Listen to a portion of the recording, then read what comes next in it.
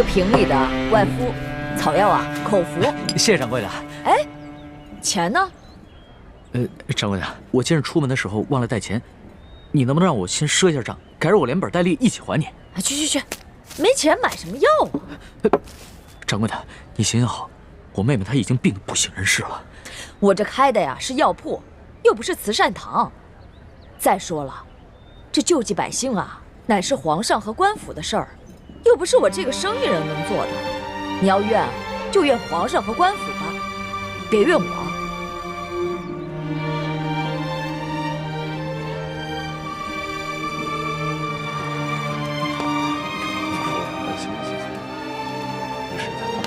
哎，站住！出来，你站住！干啥你？哎，站住！这怎么办？走吧。你过来，走吧。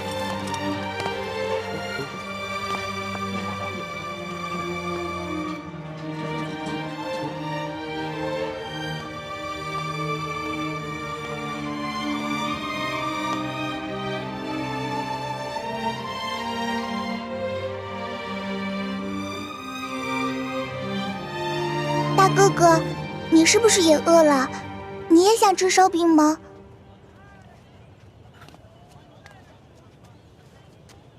小妹妹，哥哥不饿，是哥哥的妹妹饿了。你能把这张白面烧饼分给哥哥一半吗？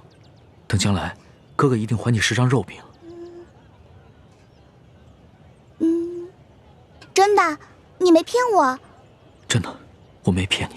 好吧，我相信你。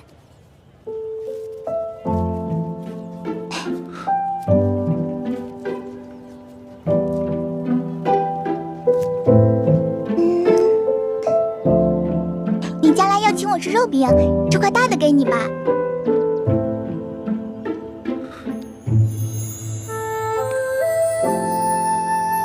小妹妹，你真好。你能告诉哥哥你叫什么名字吗？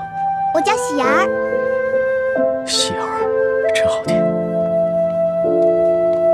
娘，买到米了。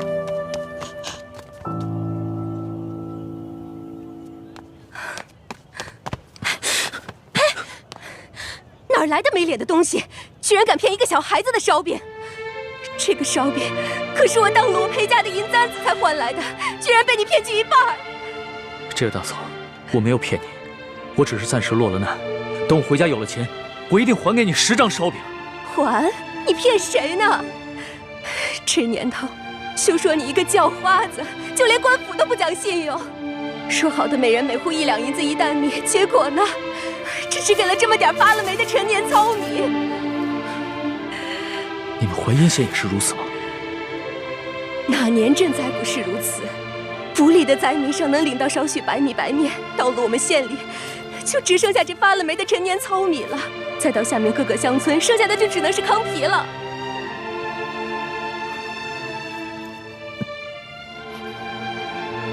哎呀，喜儿，以后可不能这么傻了。这些人都是骗子，骗你的。喜儿，你一定要相信哥哥，哥哥将来一定会还给你10张肉饼的。我呸！还不快滚！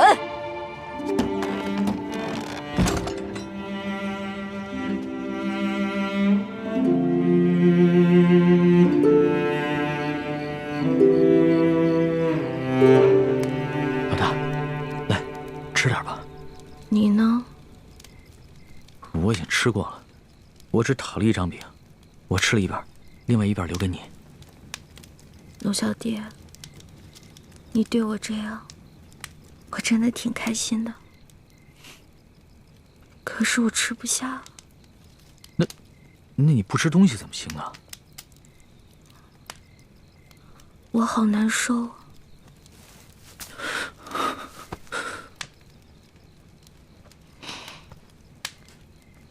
龙小弟，我这个老大可能要先行一步了。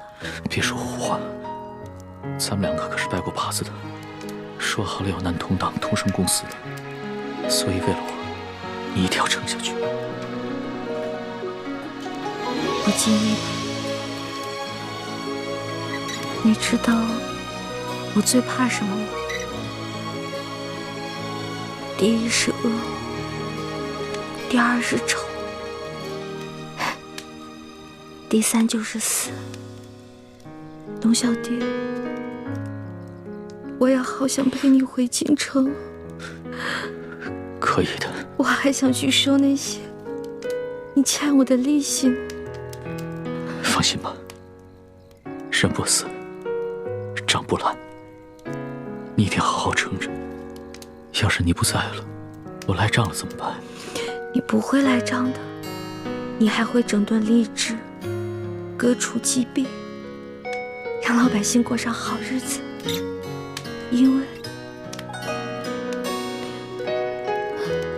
因为你是一个好皇帝。我之前说过，你是天底下最不该爱的人。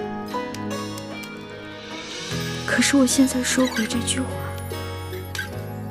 你真的很好。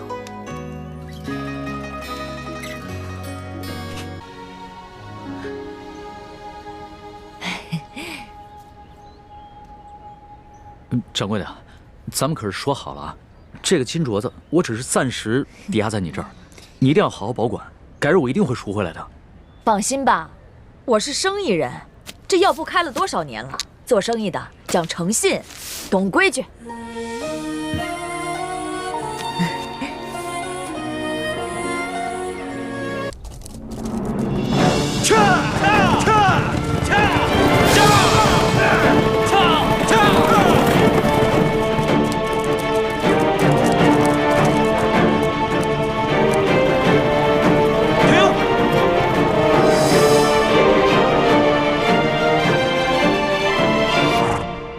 怎么了，苏大人？快准备接驾！阶下，皇上在哪儿啊？那个穿补丁衣服的就是皇上。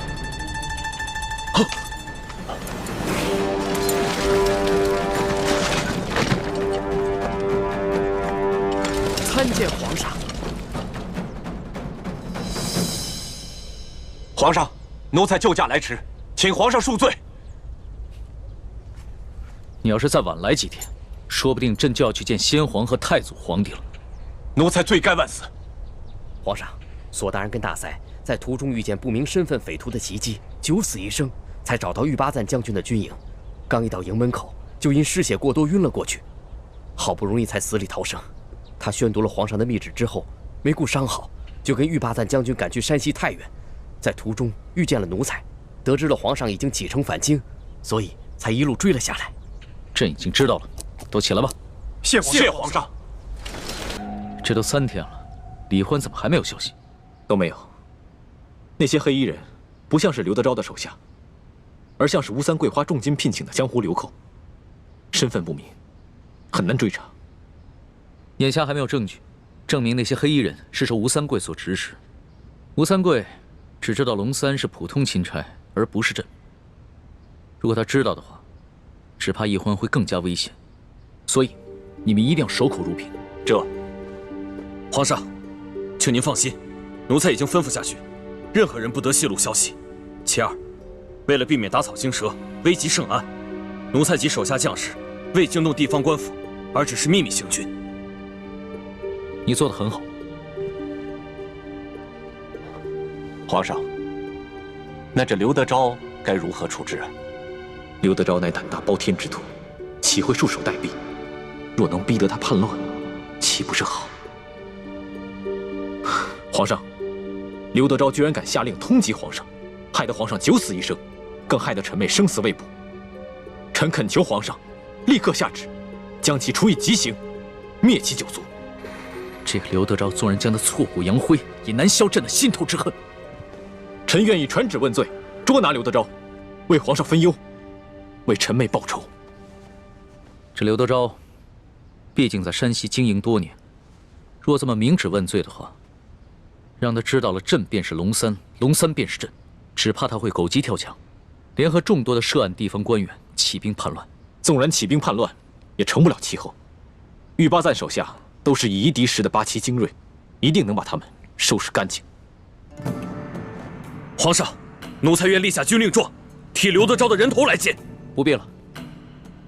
犯下滔天大罪的只是刘德昭等贪官，他手底下的官兵也是我大清的子民，又何必激起兵变，徒生内耗？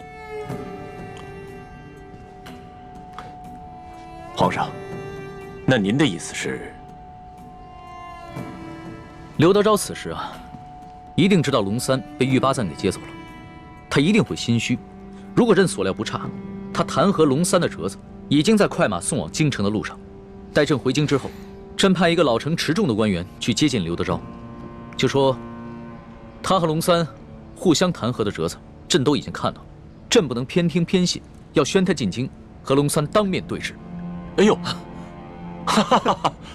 皇上，您这可太英明了。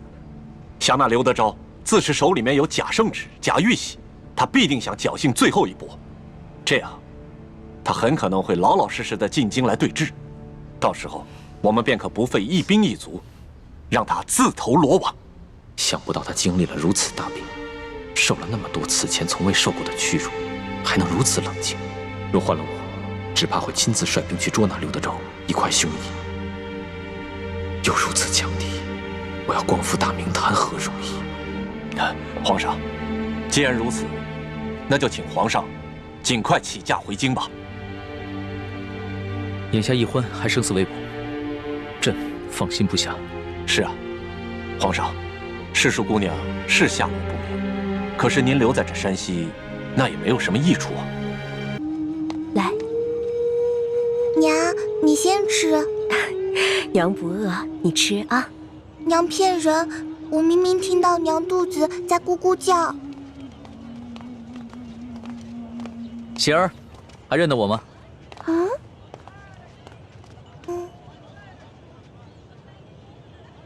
哦，大哥哥是你呀！喜儿，在吃什么呢？我娘煮的野菜糊糊，家里的米面都吃完了，只能吃野菜了。我娘说要再过几天，连野菜都没得吃了。这位公子爷是？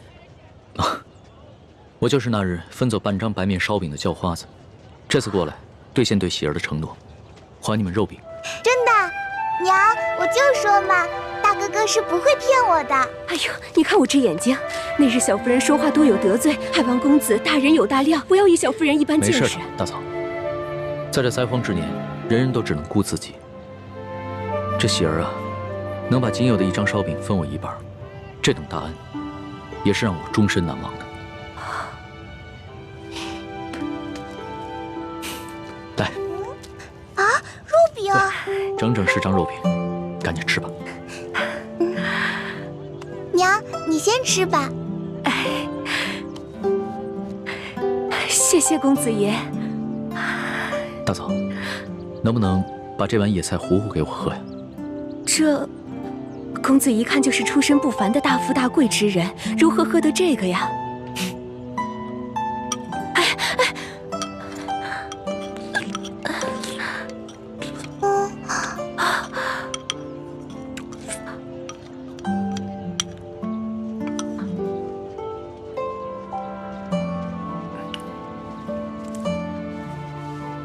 大嫂，这是周钱。这可如何使得？没事，收下吧，这是我欠你们的。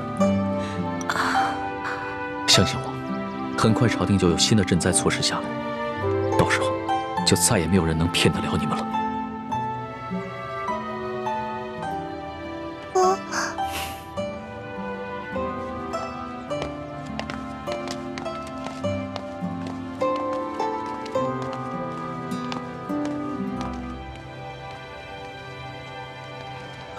李太医，眼下一欢还没有消息，但是我已经决定明日回京，你不会怪我吧？主子言重了，主子乃万圣之尊，不宜久离京城。而且太皇太后已经传来懿旨，催主子回宫了。最重要的是，眼下山西有数十万的灾民急需朝廷的救助，更有看似表面祥和，其实已经危机四伏的朝局，需要我去治理整顿。这是一欢为何宁可牺牲自己，也要救我的原因。所以，我不能辜负他。主子能以国事为重，是臣妹之幸，更是天下百姓之幸。请主子安心返回京城，寻找营救陈妹之事，就交给臣去做吧。臣正在想办法，通过一些江湖人士，打探那些黑衣杀手的下落，相信很快便会有消息。那一切都拜托你了。其实，在我的心里，你已并非我的丞相，而是我的朋友。易欢更是我唯一的红颜知己。如果他，那将是我穷尽终生都无法弥补的遗憾。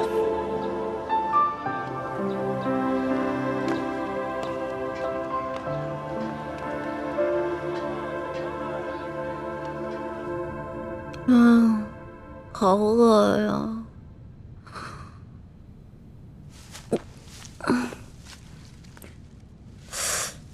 伤也好的差不多了，要不然出去找点吃的。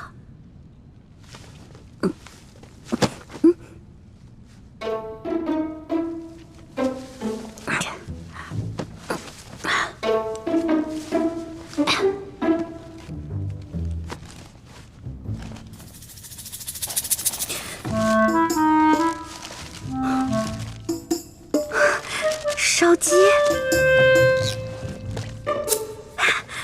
还有酒，进来吧。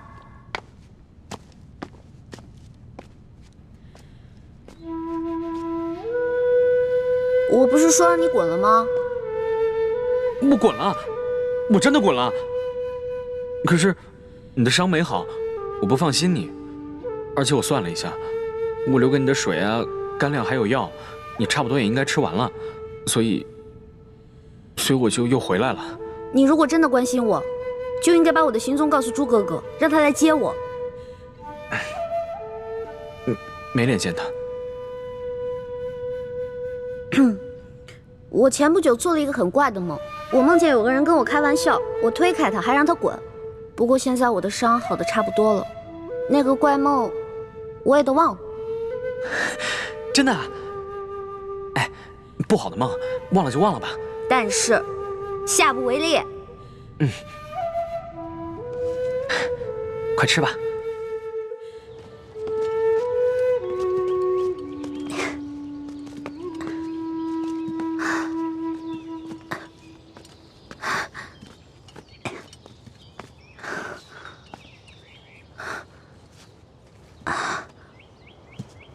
康熙和大师兄他们就在前面5里外的林子里扎营，我不能继续再往前走了，会惊动林中暗哨。叶哥哥，你赶紧去找倩影姐姐会合吧。这几天她一直在吴应奇那边帮你撒谎，一定很辛苦。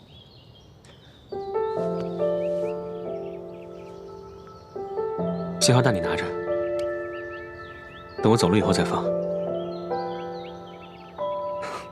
我不想和大师兄碰面。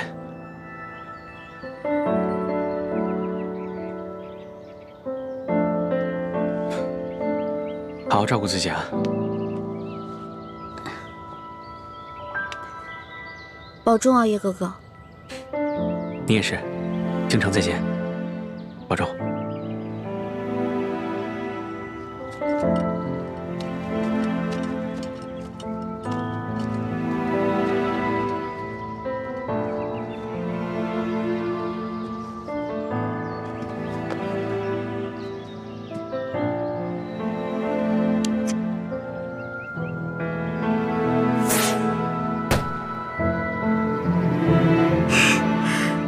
放了这个信号弹，朱哥哥就能看到我了。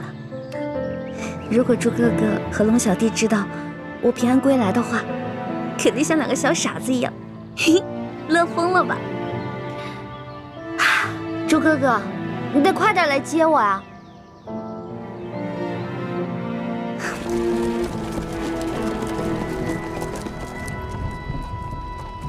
文心，你的伤怎么样了？已经没有大碍了。多谢皇上关心。以前在宫里啊，朕只觉得你温婉博学、知书达理，没想到你还如此有胆有识，屡次不惜性命救朕。就只此一点，整个后宫无人能及你。那叶欢呢？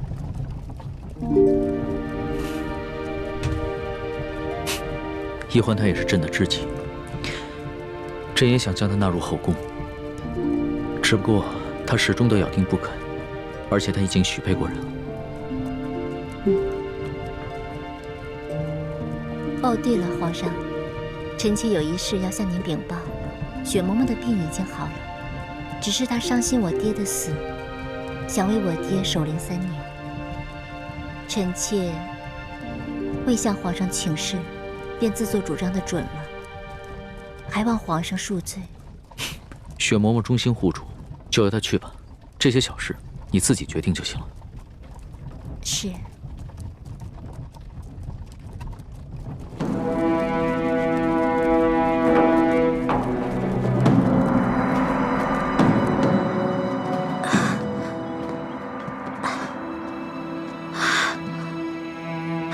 朱哥哥。 I don't ever slow up, no I don't take shit. I got no love for the fakeness. If you wanna play tough and wanna hate this, I'll always show up.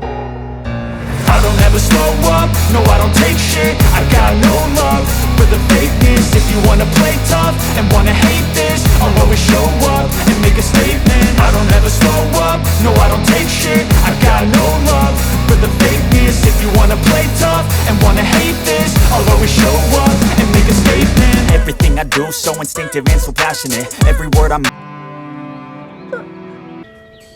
皇上离宫月余了，若是没什么意外，也该回宫了。妾身心里也是这般想的，今儿一早很早就醒了，就盼着皇上能早点回宫。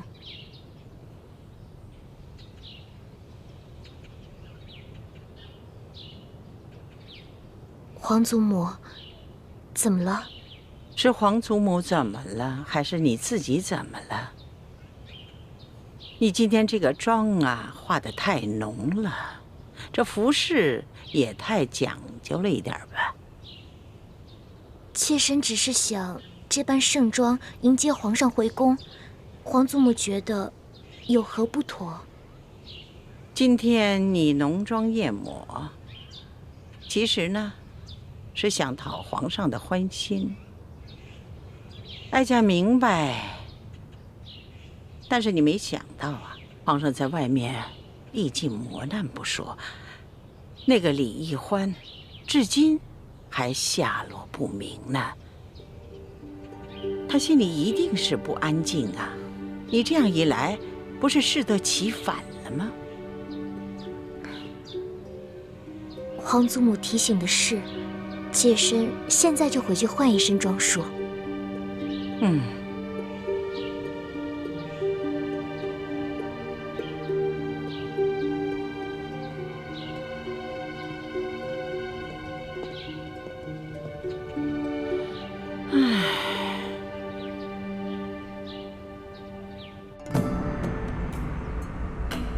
孙儿给皇祖母请安。皇上啊，快请起呀！来，坐下，坐下。哎，都起来吧。孙儿啊，你这次为府私访收获一定很大呀！嗯，看这个精气神儿跟以往都不同了。皇祖母，此次出巡确实受益匪浅。大有出宫一趟胜读10年书之感。那为何要愁眉不展呢？叶欢为了救孙儿，落入了一群黑衣蒙面人之手，至今生死未卜，下落不明。孙儿的心里很是担心。这一皇姑娘能够拯救皇上，这是她的本分呢，这是应该的，这是她的荣耀啊！哀家一定会派人把她寻找回来才是。皇上不必太难过。皇后，朕还是第一次见你穿这么素的淡妆呢。皇上微服查访赈灾，受尽磨难，妾身在宫中理应与皇上同心，与民同忧，自然要穿得素淡一些。皇后有心了。对了，朕还有一件事要与你商量。皇上言重了，无论任何事情，妾身都听凭皇上裁夺。哎，你是这后宫之主，这后宫中的事情，当然要征询一下你的意见。此次丽嫔随朕出巡，几次为了救朕，不惜牺牲自己的性命。她的爹爹舒建也因公殉职，只留下这么一个孤女。所以，朕想升她为丽妃。The fakeness, if you wanna play tough and wanna hate this, I'll always show up. I don't ever slow up, no I don't take shit. I got no love for the fakeness. If you wanna play tough and wanna hate this, I'll always show up and make a statement. I don't ever slow up, no I don't take shit. I got no love for the fakeness. If you wanna play tough and wanna hate this, I'll always show up and make a statement. Everything I do so instinctive and so passionate. Every word I move so descriptive like an adjective. I got a vent.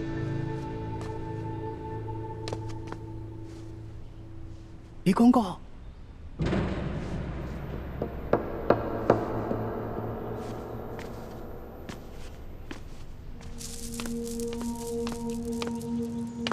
叽叽喳喳的，怎么这么没规矩？什么事？之前皇上不是吩咐过，一旦有世淑姑娘或者李太医的消息，就立刻过来禀报吗？怎么样？可是有易欢的消息了？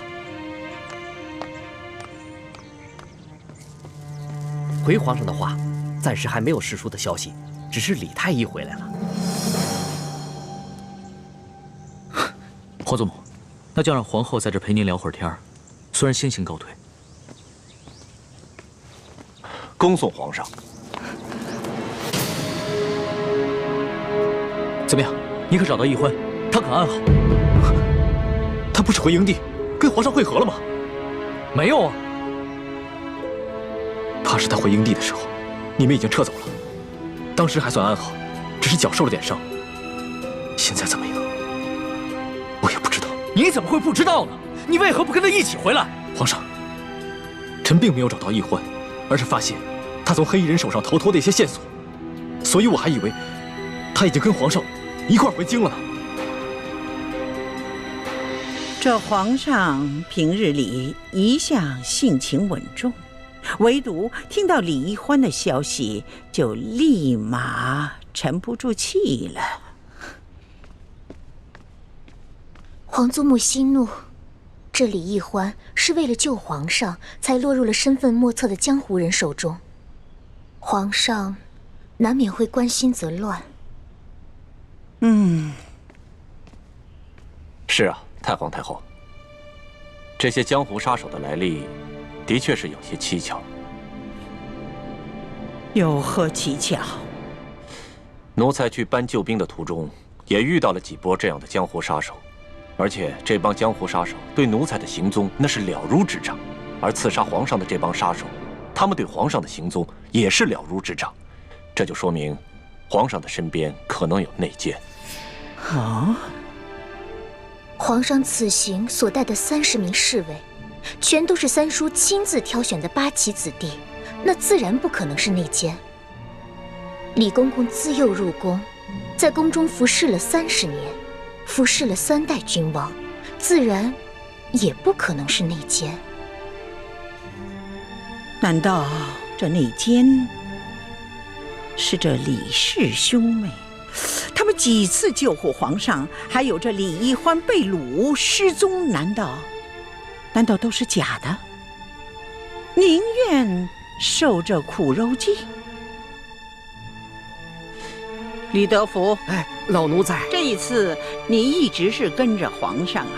这索额图调兵之后，你一直是在皇上身边，你有什么发现？回太皇太后，奴才没有发现李氏兄妹有什么异常。至于那些江湖杀手，奴才倒是听皇上说过，好像是平西王的手下。这些杀手跟刺杀舒建、抢走金钥匙的那帮盗匪似乎是同一拨人。吴三桂，这也有可能。难道这李氏兄妹是吴三桂的人吗？依奴才一路上的观察，没有发现这李氏兄妹跟吴三桂有什么瓜葛。太皇太后，在没有确凿的证据之前，恐怕还不宜妄下论断。奴才所说的这一切，也都是奴才个人的一个猜测，还请太皇太后把这些话都放在自己的心里，千万不要对皇上提起来，否则这皇上又要怪奴才在这多嘴了。放心吧，哀家自有分寸。这。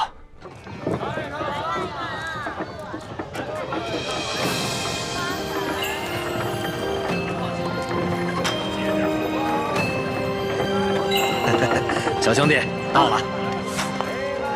哎呀，谢谢你啊，给钱。客气，谢谢。不客气。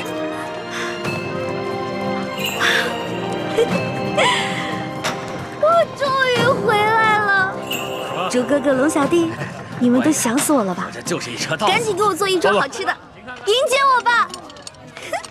哎呀！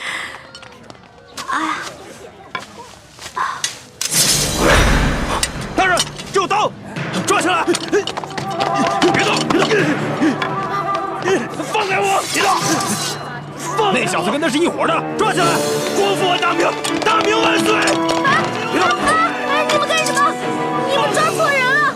我不认识他，我腿脚不好，我搭车的，我跟他不是一伙儿。那你跑什么呀？我看你抓乱党，我害怕，我就跑了。对，那小兄弟说的没错，他就搭我的顺路车，你们休得冤枉他！啊！你越是着急撇清，爷我心里就越明白。带走！哎，我不是，给我老实点！啊！还敢说你不是乱党？寻常女子哪会女扮男装掩人耳目的？给我一起带走！不冤枉！走！哎呀，我自己会走。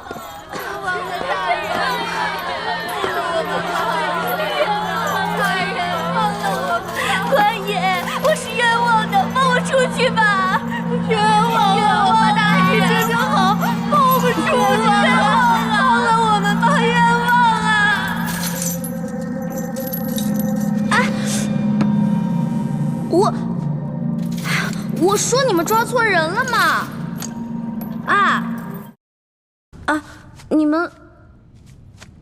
你们都是乱党啊？我不是，我家是开馒头店的。有一天，官爷到我们店里抓走2个工人，说他们是反清复明的乱党，还说我是他们的同伙，任我百般辩解，他们就是不信。我也不是啊，我家邻居出了个乱党，官爷就把我邻居全家还有相邻的几户人家全都抓走了。我就更冤枉了，我只不过是看附近菜市有一个老乞丐挺可怜，我就时常接济他，没想到那个老乞丐居然是乱党，官爷就说我资助乱党，不由分说的把我全家都给抓了。小孩真可怜。哎，不过你们都放心吧，既然大家都不是乱党，官府早晚会查清楚，放咱们出去的。妹子啊，你就别想了，一旦进了这里，就别指望能出去了。这些年到处闹乱党，京城闹得特别厉害，这顺天府尹就喜欢抓乱党。听说只有活抓进来的，没听说有活着放出去的。那他们总不能滥杀无辜吧？还不是为了钱吗？听说他们每抓一个乱党，都会获得不少封赏，按人头点，抓的乱党越多，封赏就越重。咱们呢，可都是他们的摇钱树。那他们这样冒领封赏，欺君罔上呢，难道不怕皇上砍他们头吗？皇上高高在上的，不出深宫，又怎会知道这里的猫腻啊？更何况，就算他有所知晓，只怕宁愿错杀100，也不肯放过1个。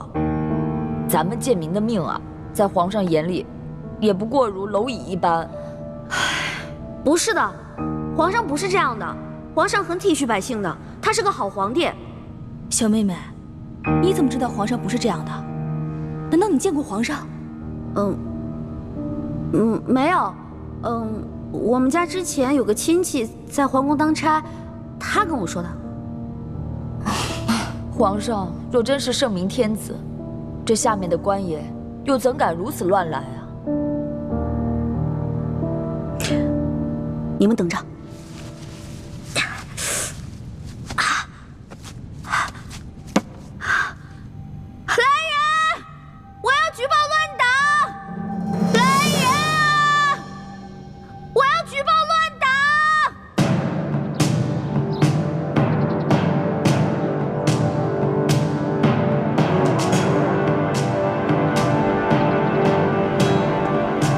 说我们抓错了人，你不是乱党，是皇上身边的笔墨侍书李义欢。没错，大人，我是为了见大人，所以才骗狱卒说什么我要举报乱党，但根本没什么乱党，我也不是乱党，我是宫里的女官。臭丫头，你当本官是3岁小儿吗？这宫中哪来的笔墨侍书的女官职位？我本来是宫里的答应，笔墨侍书一职是皇上特意为我设置的。皇上特意为你设置了职位？嗯，这么说，你很受皇上的宠爱了？那为何皇上不直接封你做娘娘，而先封你做答应，再封你做女官呢？依大清的律例，这宫中的女官是不可能独自出京的，而你却为何会女扮男装，坐着乱党的牛车进京？那车夫本官已经审问明白了，他此次进京的目的，就是为了纠结一帮同党，行刺朝中的要员。不是，误会了。我这1个多月前跟皇上去山西微服私访，结果这途中啊遇到了歹徒抢劫，我跟皇上就走散了。你们听听，难怪这臭丫头敢加入乱党，原来是一个无知无畏的疯丫头。皇上怎么可能去山西微服私访？这1个月来，皇上的确罢了朝，但皇上天天都在宫中与太皇太后潜心礼佛，为大清祈福，缓解旱灾。你这谎撒的也太匪夷所思了吧？不是，这皇上是怕自己泄露了行踪，才托辞说什么罢朝礼佛的。你要不信的话，你可以去问皇上呀。你以为本官和你一样疯了吗？敢拿这么可笑的话去问皇上？再说了，你以为皇上是想见就能见的？这1年之中，本官也不过是在上朝之时，远远的瞧上皇上一眼罢了。可我说的都是真的呀！够了，本官可没工夫听你在这慢慢的编故事讲笑话。快说，你究竟姓甚名谁，家住何处？为什么要加入乱党？在这京城之中，还有哪些人是你的同伙？我叫李义欢，但我真的不是乱党。要不然您去问问那个索额图索大人，他知道。索大人可是皇上跟前的第1红人，本官岂会为了你一个疯丫头去找索大人讨骂？那你去问问那个太院的李建清李太医，他是我哥哥。你这故事越编越离奇了，感情满朝的要员和你都是非亲即故，越是如此信口雌黄，东拉西扯，本官就越相信你就是图谋不轨的乱党。来啊，把他押入刑房，本官要亲自审审他。大人，冤枉啊！我真的不是。不招，招不招？不招，不招，招不招？不招是吧？不招是吧？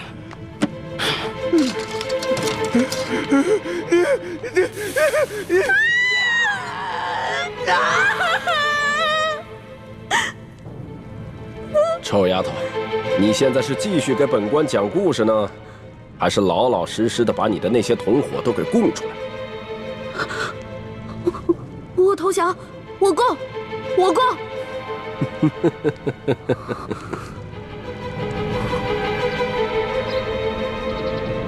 本官看你和寻常女子不同，有些胆识，想来在乱党中的地位一定不低，你供出来的同伙一定很有价值。大人英明，虽然我同伙不多，但是他们的地位都很高，他们都潜伏在紫禁城里，伺机刺杀皇上。哦，这可是大案呐！你的同伙叫什么名字？我同伙，我只知道他有个代号叫龙三，我跟他有一套特殊的接头暗号。如果大人您需要的话，我可以引蛇出洞，将功赎罪。好，快说快说！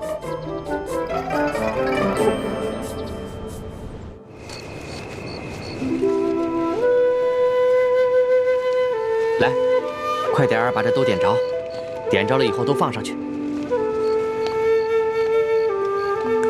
大人，这孔明灯啊，一转眼就升到空中去了。到了天上以后，就那么一点点儿，城外的人都看不清。史书姑娘哪那么巧就看见？皇上让你放你就放吧，啊！其实史书姑娘能不能看见孔明灯并不重要，只要皇上心里有个寄托就行了。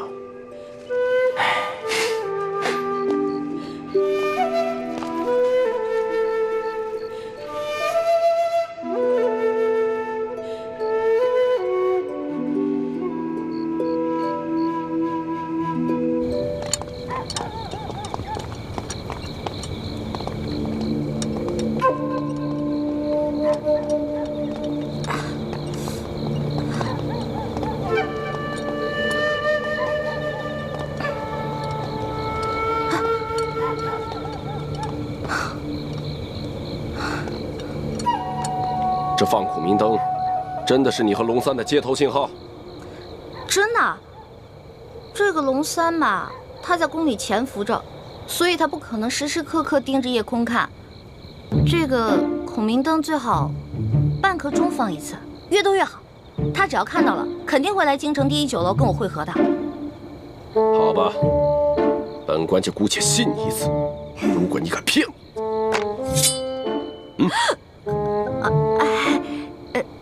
大人，咱有话好好说，能别这样吗？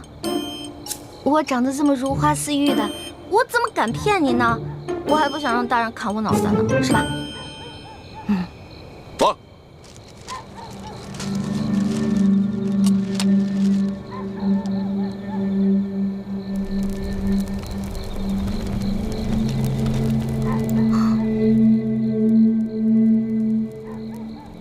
龙小弟、猪哥哥、雪姐姐、叔父，你们几个一定要没事了就多抬起头来瞧瞧夜空啊！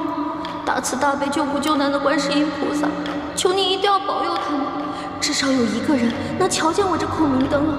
拜托了。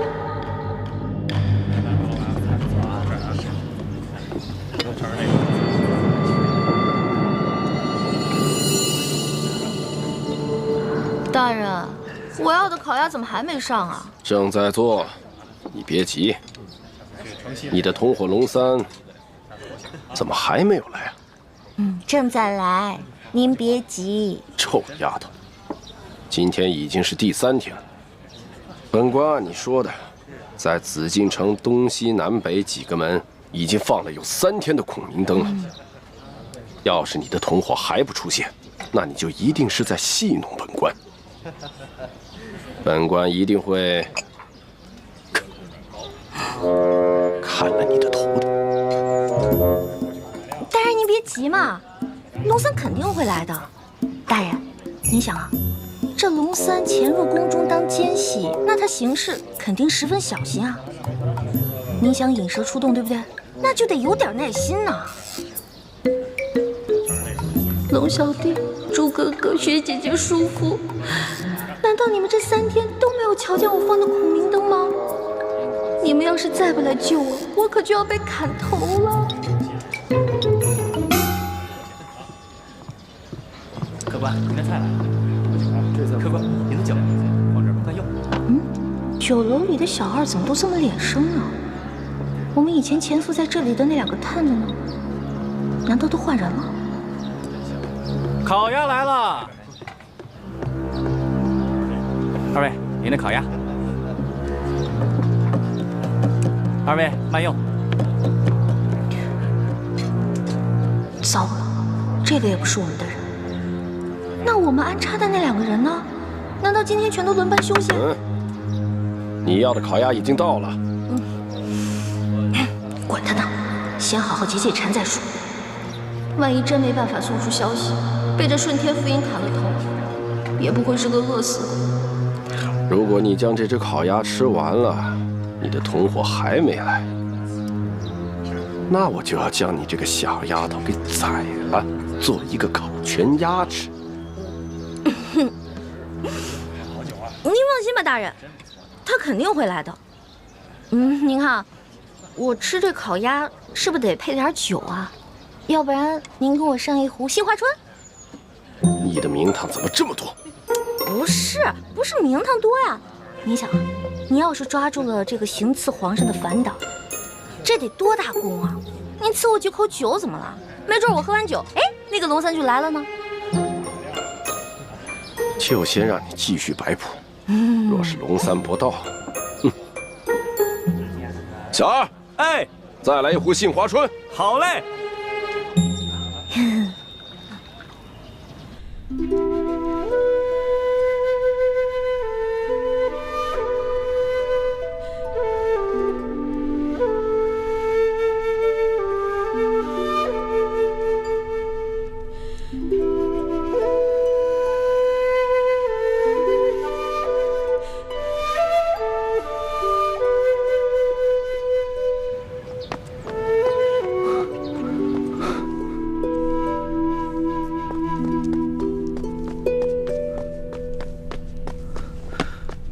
微臣参见皇上，快免礼。谢皇上。怎么样，有奕欢的消息了吗？奕欢的脚受了伤，我派人带着皇上画的画像，在山西进京的必经之路上打听，所有的饭铺、酒楼、旅店、客栈都打听了，终于打听到，奕欢一个人女扮男装，拄着拐杖，在往京城的方向赶路。最后一个见过奕欢的人是京城西郊一家面铺的老板，他说他亲眼看到奕欢上了一辆牛车，随着牛车往西城门的方向去了。那这么说的话，奕欢应该是平安回京啊，可他为什么不回宫呢？我也不知道。按理说，这么远的路都平安回来了，这已经到京城了，应该不会出现什么意外。这影一连3个晚上在御花园放了孔明灯，奕欢要是看见的话，他一定会回来的。这只能说明奕欢出事了。会不会是反清联盟的人把他给绑了？不可能。怎么不可能？这反党在朝中一定会有奸细。若是知道了奕欢和朕的关系，那难保不会打奕欢的主意啊！皇上，臣听说那些反党虽然处处跟朝廷作对，妄图恢复朱明王朝，但是却从来不敢绑架妇孺幼童的勾当。那要不是反党的话，那又会是谁呢？这吴三桂和刘德昭的爪子再长，也不会伸到天子脚底下来啊！再说了，奕欢就算脚上有伤，那他也是有一些功夫的，寻常的地痞流氓根本就拿他没办法。到底落在了谁的手里？微臣也觉得此事有点蹊跷，眼下只能多安排人在四处打探了。一定不能大张旗鼓，必须暗中查访，要不然的话，奕欢就更危险了。微臣明白。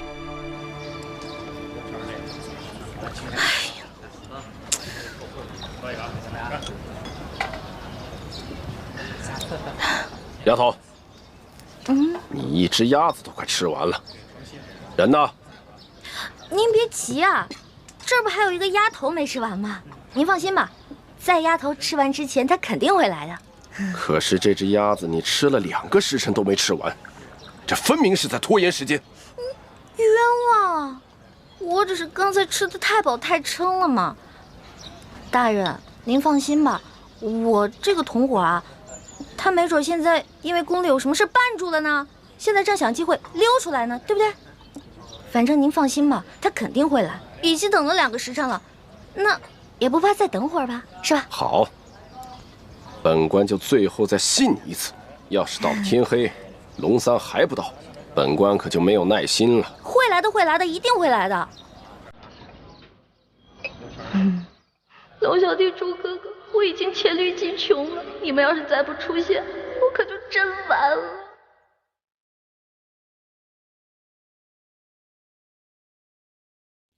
臭丫头，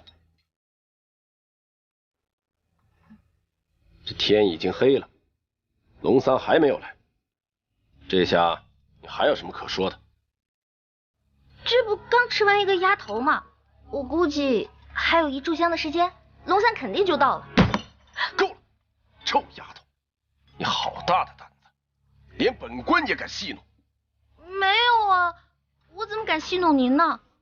我真的有个同伙叫龙三，潜伏在宫中。大人，大人，那个车夫终于招了。根据他的招供，卑职把另几个潜伏在京城的乱党一网打尽。但那个车夫说，这个乘坐他牛车的小丫头只是顺路搭车，不是他的同党。哦，当真？北直问过另外几个乱党，他们都说这个小丫头不是他们的人。你看，你看，原来你果然在戏弄本官。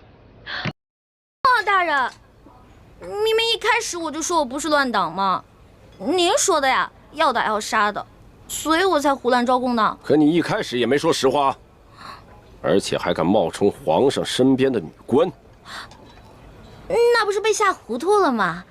我只好胡乱编瞎话了呗。现在好了，既然事情已经查清楚了，那是不是可以放小女子走啦？多谢大人。站住！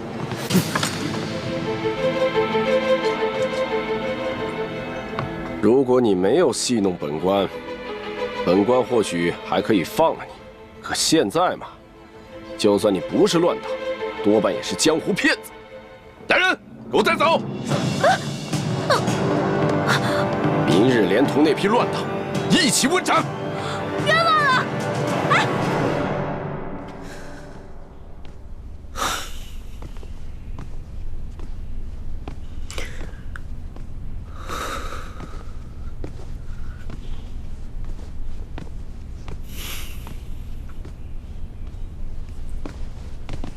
皇上，您不必担心，世淑姑娘吉人自有天相，一定不会有事的。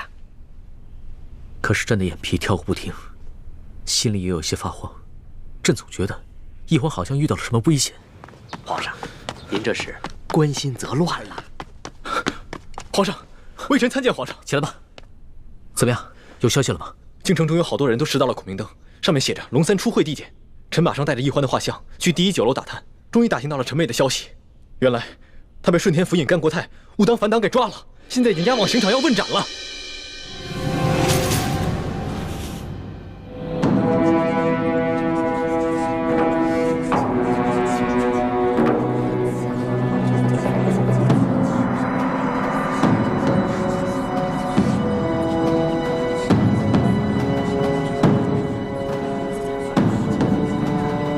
怎么又看懂了？都在楚军那里。是吗？他们全都是人都乱党。乱党可什么乱党？这呀，十有八九是被冤枉的。真正的乱党就那么几个。哎，我听说啊，朝廷重惩捕获乱党的官员，每抓一个乱党都有刑责，抓多了这官长的。原来如此。朱哥哥，我这辈子最对不起的人就是你了。从小你对我那么好，可我就知道欺负你。这下好了，以后再也没人欺负你了。你都不知道我怎么着就死了，我死了以后你千万别难过。你找一个嫂子，好好对她，我会在阴间祝福你们的。臭丫头，你嘀嘀咕咕说什么呢？还想耍什么把戏？大人，我真的没耍把戏，我之前真的没骗您。其实我说的那个同党根本不是我的同党，他是我的结拜兄弟龙三。我们俩结拜的时候说好了，虽然不能同年同月同日生，但愿同年同月同日死。可我这都要死了，他连最后一程都不来送我。龙三，我为你受了那么多的苦，我救了你那么多次命，你一次回报都没有。结果我这回京了，还糊里糊涂的把命给弄丢了。而你呢，就知道躲在宫殿里吃香的喝辣的，都不来找我，不来看我。龙三，我诅咒你，以后喝水塞牙，走路摔跤，除非你还清你欠我的所有利息为止。从现在开始，我李一欢跟你断绝结拜关系，以后我们再也不是兄弟了。好了，午时3刻已到，行刑！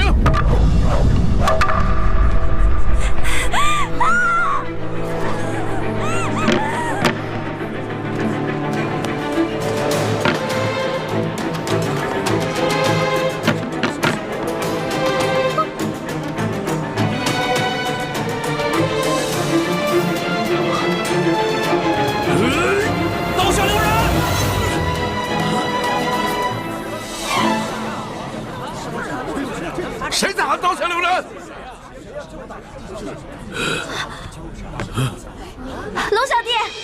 老大，真的是你吗？我没在做梦吧？我早就来了。你早就来了。大人，我说的同党就是他。真有同党？没错，这个同党就在你面前，快抓住他！来啊，把这几个闹法场的给我绑了！大胆！我看你们谁敢动手！甘国泰，你这条疯狗，你老养昏花了啊！连我索图都不认识了。索大人。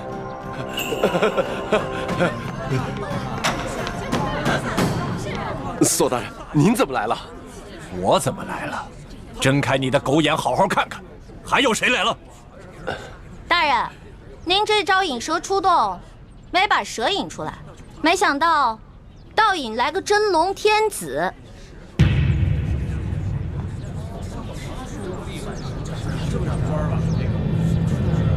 跪下！皇上！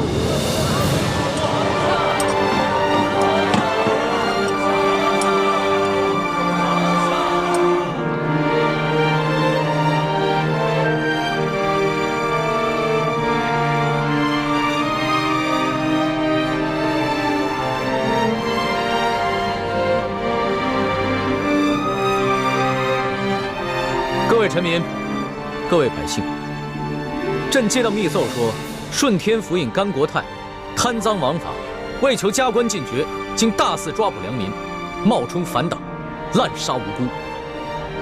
朕现在就下旨，对所有在押的乱党全部重新审理，无罪者当场释放；对过往同类案件也全部重新审查，如系冤案，全部平反，并由朝廷进行抚恤。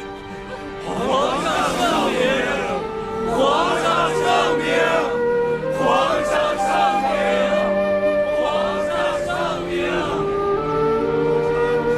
今天虽然救下欢梅，还有其他几个联盟的兄弟，却又让康熙收获了民心。顺天府尹甘国泰贪赃枉法，草菅人命，证据俱在。来人啊，摘取他的顶戴花翎，移交刑部审理。这皇上饶命啊！微臣知道错了，皇上饶命啊！走，微臣知道错了，皇上饶命啊！欢梅，哥，让朕来。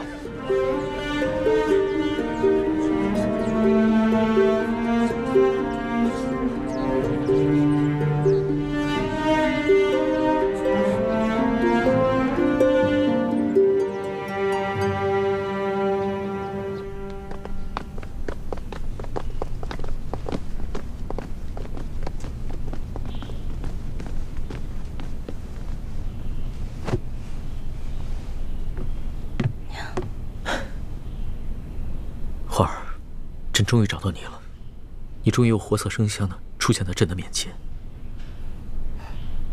皇上，你刚才那么任性张扬的把奴婢抱进来，这要让太皇太后看到了，又该说奴婢魅惑皇上，坏了宫里的规矩了。朕顾不了那么多了，你放心，有朕在，谁都伤害不了你。我问你，你那么早到刑场了，为什么那么迟才露面啊？朕既然去了刑场，那当然不能只救你一个人了。朕还要体察一下民情，去看看这个顺天府尹甘国泰到底做了一些什么。但是朕在暗中布置了众多的大内高手，会保护好你和四九的性命。对了，你居然在刑场上公然诅咒人，还说要跟朕断绝结拜关系。那还不是你啊！谁让你不敢来救我的？我连着放了3晚的孔明灯，你都没看见吗？朕也连着放了3晚的孔明灯啊，差点就这么错过了。其实我嘴上骂你，说要跟你断绝关系，那也是为了你好啊。因为我怕我真死了，你就会应了那句同生共死的誓言了。朕知道，你一向是刀子嘴豆腐心的，就是这个甘国泰太可恶了。你好不容易从刘德昭的手上逃脱，又被这些贪官污吏给抓起来。你放心，朕一定会一个一个的办了他，替你出了这口气。你不过要替我一个人出气，我只希望你可以记得在微服私访的时候你对我的承诺，整顿吏治，让全天下的老百姓过上好日子。你放心吧，朕不会忘记的。但是朕现在不想谈国事，你等着。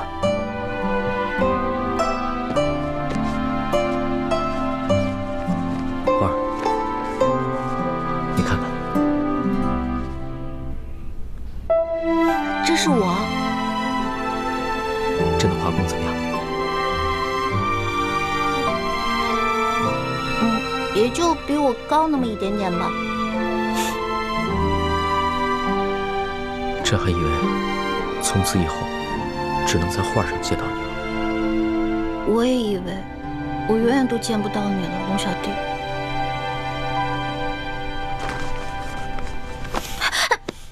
你干什么呀？我只是你的笔墨诗书，我又不是你的嫔妃。你别口是心非了。你知不知道这些日子朕有多想你啊？朕就不相信你的心里一点都不想朕。我，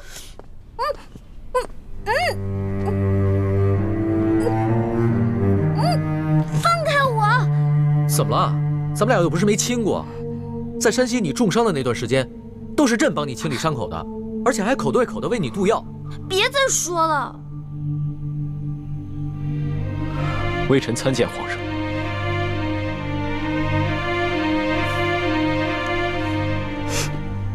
进来吧。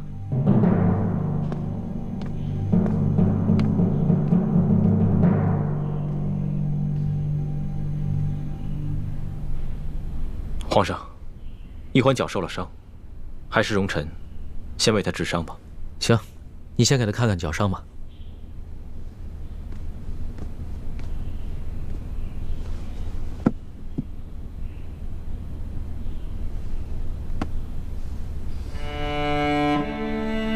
怎么样？这伤要紧吗？伤得很严重，必须剜掉坏死的腐肉，才能治伤。啊，那不疼死了！